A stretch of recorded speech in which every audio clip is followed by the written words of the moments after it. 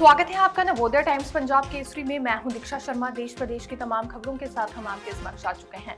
शुरुआत आज की बड़ी खबर से करना चाहेंगे। दिल्ली के बाद बिहार में भी भीषण आग का तांडव हुआ है। घटना मुजफ्फरपुर जिले की बताई जा रही है बिहार में, जहां एक प्राइवेट अस्पताल में आग लग गई और भीषण आग थी, जिस वजह से कई लोगों के हताहत होने की जानकारी भी सामने आई है और 3 से 4 लोगों की मौत भी हो गई है। ये एक प्रसाद अस्पताल बताया जा रहा है, निजी अस्पताल था। ऊपरी मंजिल में स्थित आईसीयू में सबसे पहले आग भड़की और उसके बाद पूरे परिसर में आग फैल गई। मरीज और उनके तीमारदार इधर से उधर भागने लगे। पूरी तरह से भगदड़ का माहौल बन गया था और 10 से 15 लोगों को बेसुध हालत में भी वहां से निकाला गया है। रात को 2:30 बजे आग लगने का मामला सामने आया और ठीक सुबह 6:30 बजे 3 लोगों के शव वहां से निकाले गए हैं। हालांकि सर्च एंड रेस्क्यू ऑपरेशन अभी भी जारी है, लेकिन देखा जा सकता है एक और अग्निकांड सामने आया है। दिल्ली के बाद बिहार में इस तरह की घटना पेश आने के बाद पूरी तरह से हड़कंप पूरे भारत देश में मच गया है। मौके पर कई घंटे बाद भी लोग मौतों की वास्तविक संख्या नहीं बता पा रहे थे, क्योंकि बेसुध अवस्था में निकाले गए लोगों को आसपास के दूसरे अस्पतालों में ले जाने की बात कही जा रही थी। बचाव कार्य में अस्पताल के कर्मी शुरू में लग चुके थे, लेकिन फिर अफरा तफरी की स्थिति हो गई। ब्रह्मपुरा थाने के पुलिस कर्मियों ने बताया कि आग की सूचना शोरगुल से ही मिली थी। इसके बाद जिसे मौका मिला, भागते हुए बचाव कार्य में लग गए। दमकल कर्मियों ने शॉर्ट सर्किट से आग और 10 से 15 बेसुध लोगों को निकाले जाने की बात कही। मौतों का आंकड़ा अभी बढ़ सकता है। देखिए, बेहद दुर्भाग्यपूर्ण घटना है और अब चूंकि ये आधिकारिक तौर पर 4 लोगों के मृत्यु की पुष्टि भी हो गई है, कुछ लोगों के घायल होने की भी खबरें हैं। इसे काफी गंभीरता के साथ राज्य सरकार ने लिया है। पूरे घटनाक्रम की जांच होगी और दोषियों के खिलाफ कार्रवाई होगी। दिल्ली मालवीय नगर अग्निकांड के बाद पुलिस ने बड़ा एक्शन लिया है। होटल के मालिक को हिरासत में ले लिया गया है। हालांकि यह फरार चल रहा था, लेकिन पुलिस पहले से ही अलर्ट में थी कि पति पत्नी कहीं आउट ऑफ टाउन ना निकल जाए, जिस वजह से पुलिस ने अपनी जांच और ज्यादा तेज कर दी थी।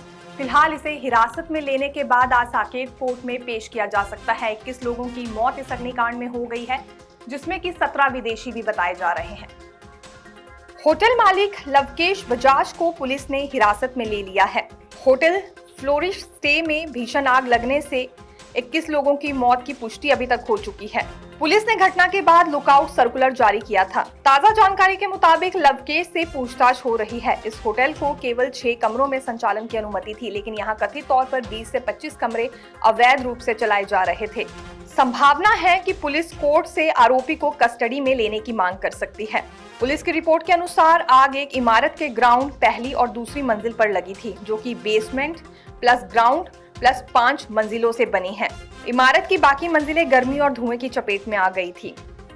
मौसम में अब बदलाव होने वाला है। आईएमडी की ओर से अलर्ट जारी कर दिया गया है। अगले सप्ताह से बड़ा बदलाव दक्षिण भारत के हिस्से में मौसम में देखने में आएगा। दरअसल केरल में अब एक तरह से मानसून ने प्रवेश कर ही लिया है। केरल की दहलीज पर मानसून पहुंच चुका है। ये जानकारी मौसम विज्ञान केंद्र की ओर से दी गई है, जिसके बाद तेज हवाएं, बारिश और ओलावृष्टि को लेकर भी पूर्वानुमान जारी किया गया है अगले 2 दिनों में दक्षिण भारत के हिस्सों में। वहीं पहाड़ी इलाकों में भी बारिश और ओलावृष्टि के आसार जताए गए हैं। उत्तर भारत में गर्मी से राहत मिल सकती है, लेकिन फिलहाल आज की जानकारी दें तो तापमान में एक दफा फिर बढ़ोतरी हुई है और गर्म हवाओं का सामना दिल्ली में लोगों को करना पड़ रहा है। यही हालात राजस्थान, उत्तर प्रदेश, बिहार, पंजाब, हरियाणा में भी बने हुए हैं। आईएमडी ने कहा है कि अगले 24 घंटों के दौरान दक्षिण पश्चिम मानसून केरल, लक्षद्वीप और तमिलनाडु के कुछ हिस्सों में आगे बढ़ सकता है। इसके साथ ही अरब सागर और बंगाल की खाड़ी के कई क्षेत्रों में भी मानसून की प्रगति के लिए परिस्थितियां अनुकूल बनी हुई हैं।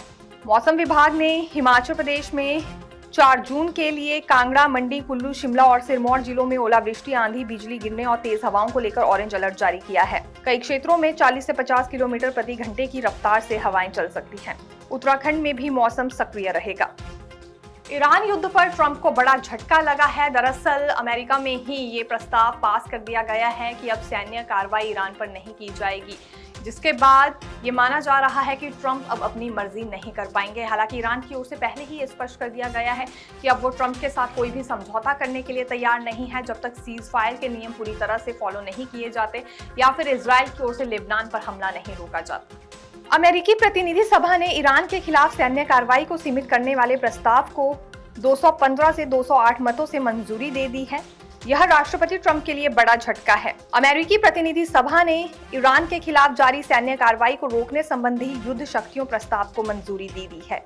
बुधवार को हुए मतदान में प्रस्ताव 215 के मुकाबले 208 वोटों से पारित हुआ। परिणाम घोषित होते ही सदन में मौजूद सांसदों ने खुशी जताई। डेमोक्रेटिक नेता हकीम जेफरीज ने कहा कि यह महंगा और जोखिम भरा युद्ध अब समाप्त होना चाहिए।